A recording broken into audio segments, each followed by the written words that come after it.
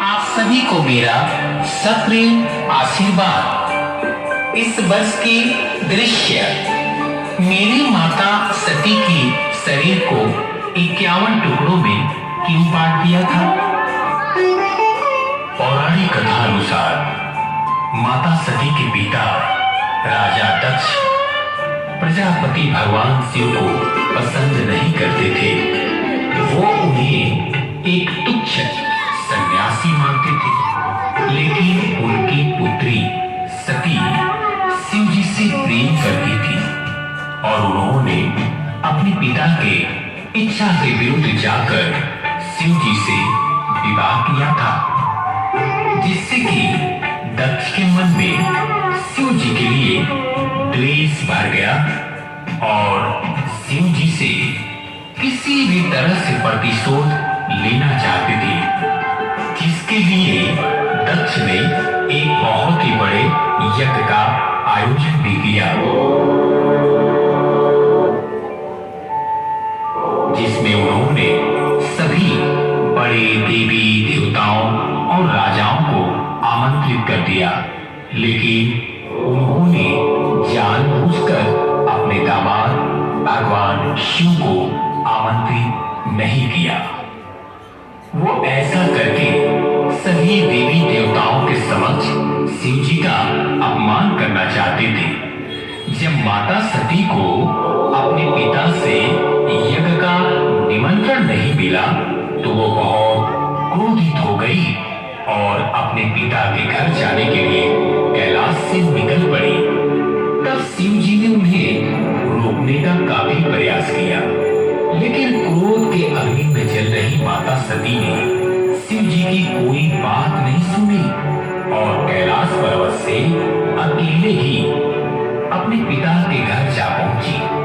यज्ञ स्थल पर पहुंचकर माता सती ने अपने पिता से भगवान शिव को यज्ञ में न बुलाने का कारण पूछा।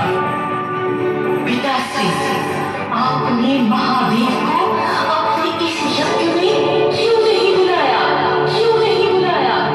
तब राजा दक्ष ने घमंड में कहा कि वो शिव को देवता ही नहीं मानते, बल्कि वो तो भूत प्रेतों के स्वामी हैं, जो कि नग्न रहते हैं। जिसके पास भूत प्रेत रहते हैं, ऐसा पुरुष देवताओं के साथ बैठने योग्य नहीं है, क्योंकि ऐसे पुरुष के आने से यह सफल नहीं होता। ये सब बातें सुनकर माता सती और भी क्रोधित हो गई और अपने पिता से ये कहा, मेरे स्वामी, यदि चाहे तो एक क्षण पूरी सृष्टि का विनाश कर सकते। एक स्थिति में इसका पति का घर ही स्वर्ग से भी बढ़कर होता है। जो स्त्री अपने पति की आज्ञा के बिना उसके घर से बाहर आ जाती है, उसे स्थान मिलता है। मैंने ये पाप करने की चेष्टा की है। मैं अब जीवित नहीं रहना चाहती।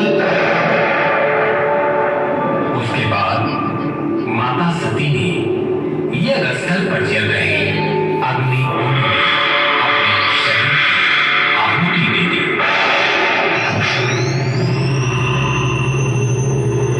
वहीं जब इसकी जानकारी महादेव को हुई तो वो बहुत ज्यादा क्रोधित हो गए और उन्होंने अपनी तीसरी आंख खोल दी, जिससे वीरभद्र प्रकट हुए और भगवान शिव ने वीरभद्र के साथ अपने गढ़ सेना को भेजा और आदेश दिया वो दक्ष का मस्तक धड़ से अलग कर दे। वीरभद्र गढ़ सेना के साथ यज्ञ स्थल पर पहुंचे और महादेव के आदेश के अनुसार